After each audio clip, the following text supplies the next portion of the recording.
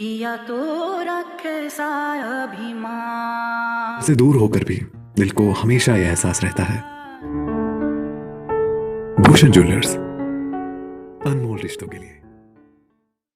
पिछले लंबे समय से 3 कृषि कानूनों के खिलाफ दिल्ली बॉर्डर पर डटे किसानों ने बीजेपी सरकार के खिलाफ अब नो वोट फॉर बीजेपी अभियान चलाने की शुरुआत की है, ताकि बीजेपी की सरकार को केंद्र व प्रदेश से सत्ता से बर्खास्त किया जा सके। भारतीय किसान यूनियन प्रदेश में होने वाले उपचुनाव में बीजेपी के खिलाफ प्रचार करने का भी निर्णय लिया है। भारतीय किसान यूनियन के प्रदेश अध्यक्ष अनिंदर सिंह नोटी ने शिमला में पत्रकार वार्ता के दौरान कहा कि बीजेपी की केंद्र सरकार ने किसानों पर 3 काले कानून थोपकर छल किया है। उन्होंने कहा कि भारतीय किसान यूनियन पूरे देश में नो वोट फॉर बीजेपी अभियान चलाएगी। हिमाचल प्रदेश में होने वाले उपचुनाव में भी यह अभियान चलाया जाएगा। उन्होंने कहा कि भारतीय किसान यूनियन राकेश टिकैत के नेतृत्व में किसानों के हित में पिछले 9 महीनों से संघर्ष कर रहा है, लेकिन बीजेपी शासित केंद्र व प्रदेश सरकार किसानों की मांगों को अनसुना कर रही है। भारतीय किसान यूनियन किसान विरोधी बीजेपी सरकार के खिलाफ प्रचार करेगी। प्रदेश में होने वाले उपचुनाव में बीजेपी को इसका ट्रेलर दिखाया जाएगा। आपके 2 सवाल हैं। भारतीय किसान यूनियन केवल किसानों की जो मांगे हैं उन पर ही फोकस करेगी और उन किसानों की मांग और इन जो अभी किसानों का जिस लिए आंदोलन हो रहा है उस दिशा में ही हम लड़ाई लड़ेंगे।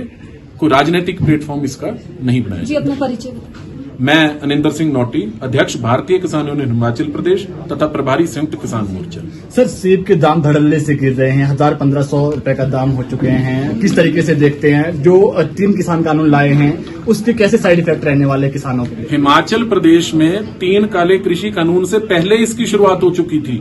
जो सीए स्टोर्स हैं अदानी फ्रेश के, उनमें जब सेब की खरीद होने लगती है उससे पहले आर्टिफिशियल तरीके से इस देश की मंडियों में सेब की कीमतें नीचे गिराई जाती हैं, उसके बाद वहां खरीद होती है।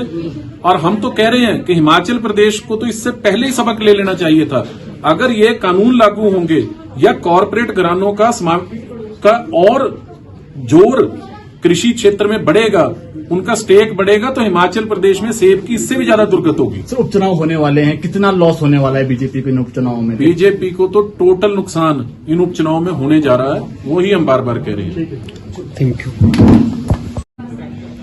जहां जहां भी इस देश में चुनाव होंगे, किसान जाके वहां भारतीय जनता पार्टी ने इस देश के किसानों के साथ क्या अत्याचार किया है, क्या छल किया है, उसके बारे में बताएंगे। और भारतीय जनता पार्टी को कोई ताकत किसानों से ना मिले, इसको हम इंश्योर करेंगे। उसी कड़ी में उपचुनावों में भी हिमाचल प्रदेश में भारतीय किसान यूनियन और संयुक्त किसान मोर्चा किसानों के बीच में जाएगा और ट्रेलर किसान दिखाएंगे। किसानों की अहम भूमिका इन उपचुनावों में रहने वाली है। सर, जिस तरीके से हिमाचल प्रदेश में एक्टिव जो है नहीं है ये संगठन जो है, तो किस तरीके से यहाँ पे प्रयास रहेगा, किस तरीके से एक्टिव है? हिमाचल प्रदेश में किसान आंदोलन भी एक्टिव है, लोग किसान आंदोलन से भी जुड़े हुए हैं। और भारतीय किसान यूनियन के साथ, क्योंकि अभी इसका हाल में पुनर्गठन हुआ है, मुझे इसकी जिम्मेदारी अप्रैल माह में दी गई है। उसके बाद कई जिलों में इसका विस्तार हो चुका है और लगातार बड़े बड़े जो कई किसानों के लिए काम करने वाले लोग हैं, साधारण किसान हैं या कुछ और एनजीओज हैं, वो हमारे साथ मिलती जा रही हैं, मर्ज हो रही हैं और एक बहुत बड़ा